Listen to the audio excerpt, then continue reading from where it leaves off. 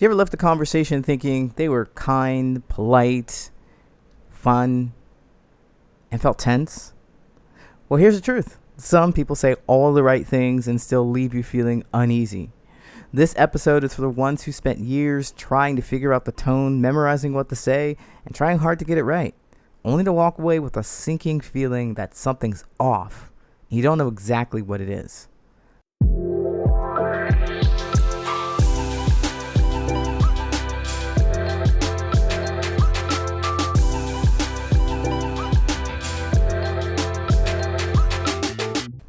Hey, what's going on? My name is Coach Lee Hopkins. Our pronouns are he, him, his, and you're listening to the Patterns of Possibility podcast.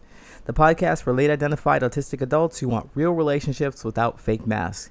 Let's talk connection, clarity, and showing up as your authentic self. And in this episode, we're going to be talking about how the right thing to say becomes the wrong reason to stay. I've been there many times before. I'm sure you have. I think any human who hears this has been in a situation where you believe the words that your friend, your partner, your family member said and was absolutely floored that their actions did not match. And it happens in so many different ways. And it's so small that we've been taught to ignore it when it happens. We only get really fussy when the big thing happens, like you lied about paying the electricity bill and you spent the money on gambling.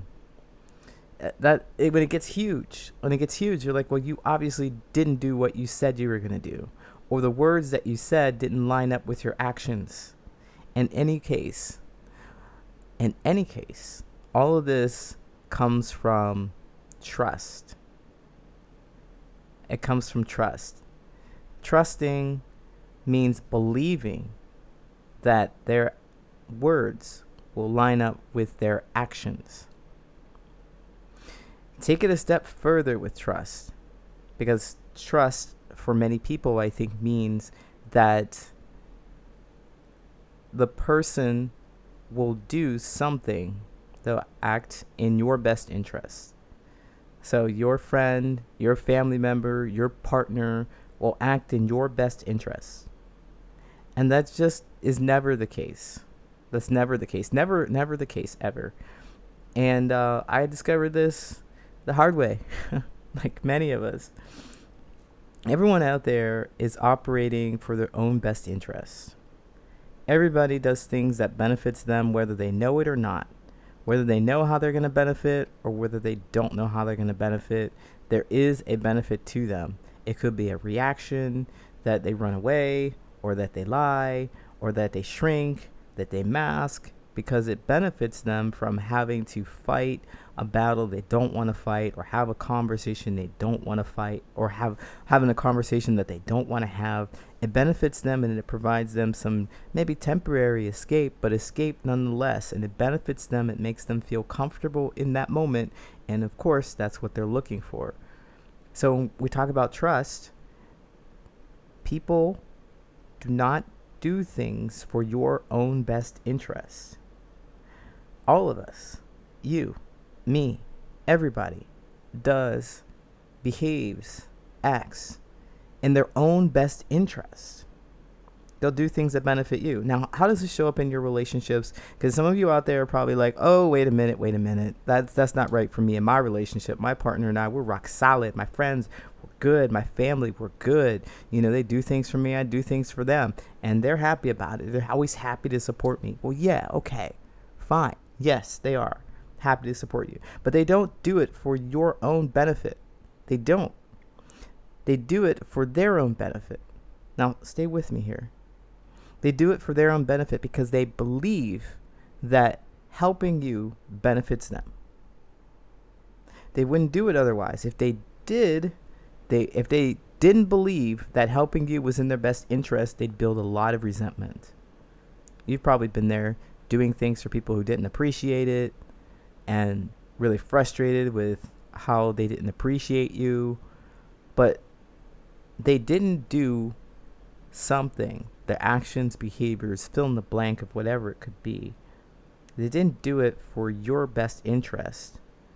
Above that, above your happiness, is their happiness. They're happy because they have impacted you in a way that they desire.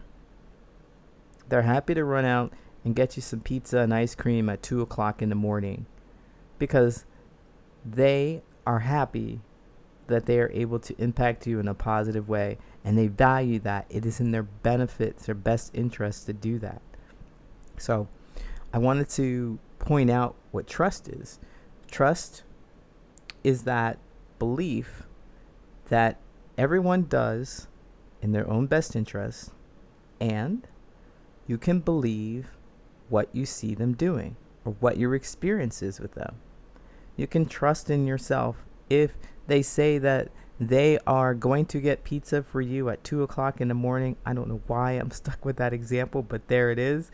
They're going to get you some food at 2 o'clock in the morning, and they do it, and they always do it. You can trust that when you say, can you go get me pizza, that they're going to do it, right? The problem is that we get caught up in what people say and just staying with what they say, just staying with it. Like, people will say things like, well, you can talk to me about anything. You can talk to me about anything. And what is supposed to be meant by that, you can talk to me about anything, is that you are safe and I will comfort you if you leave your burdens with me. You are safe. You can leave your burdens with me.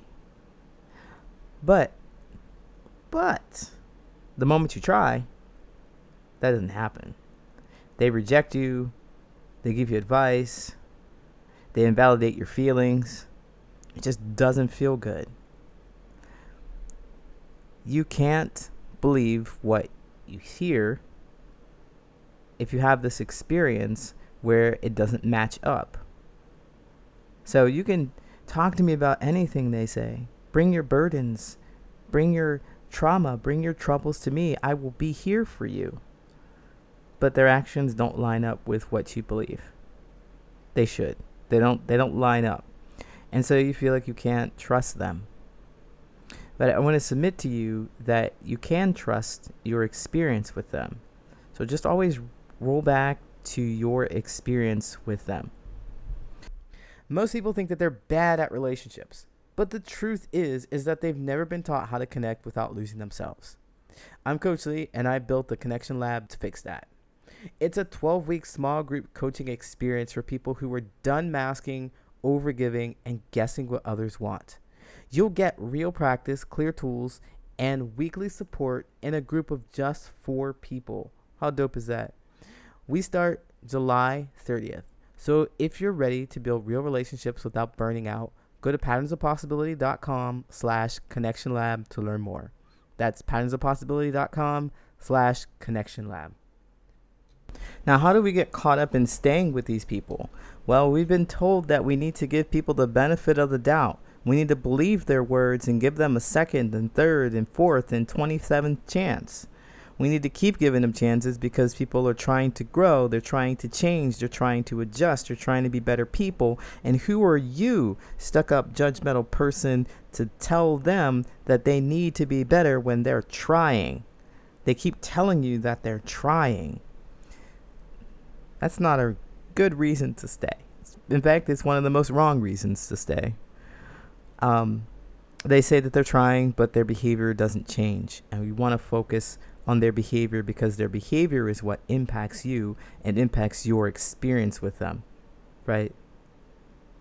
So if they continue to say, yes, yes, yes, I'm going to change, and they don't, then trust that they don't have your best interest in mind because they're not thinking about you. They're thinking about not losing a person that they want to keep by their side. They're thinking about how they can continue to not change and not be better and still keep you. Maybe not consciously, but they don't have a desire to lose you. So they'll tell you what you need to hear. It's up to you to pay attention. It's up to you to look at the behaviors. It's up to you to track those actions and ask yourself, is that what I want? Do I want to be treated that way? They're thinking about themselves. And if you go and you say, I trusted you to be a different person. I trusted you. Whoa. Don't give them that trust.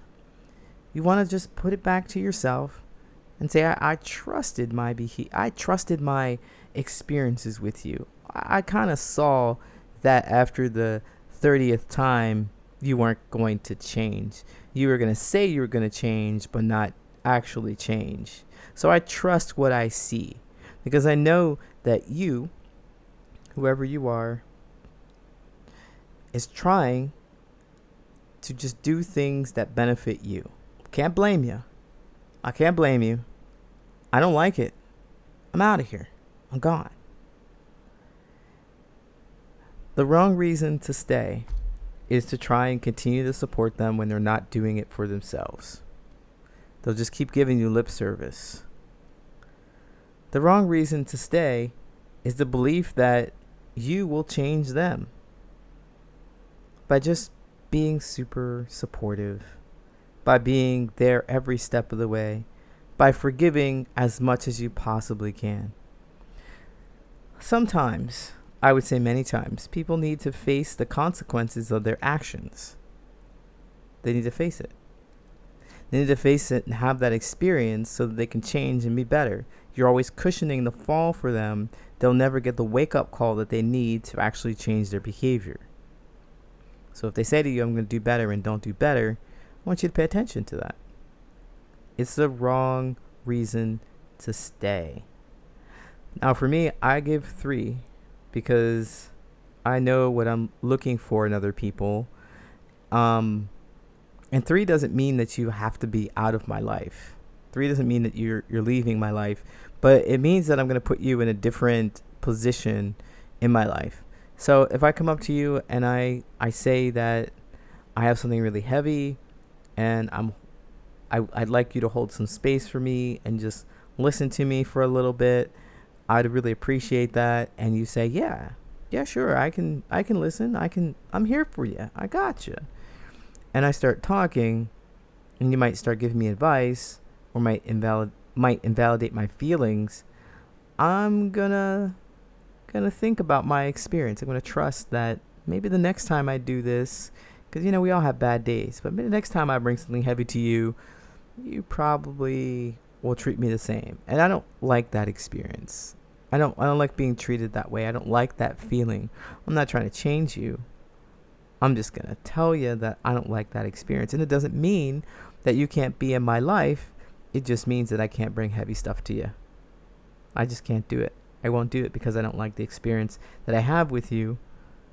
And that's it. That's that. So it's important to, if anything, not listen to their words as much as you view their actions, right? And it's important for you to trust in your experiences, that intuition, how you feel about them, or you're having an experience, and believe in that more than anything. You've been told that you might be overthinking it, but I would submit to you, if you are overthinking it, move away from the situation and see how you feel. You might feel a lot better. Who knows? Are you struggling to reach out without feeling awkward? Then I have a very, very special gift for you. It's called the 333 method, an easy way to reconnect without awkwardness. If you ever feel unsure about what to say, when to say it, or if it's too late to reach out, this will help.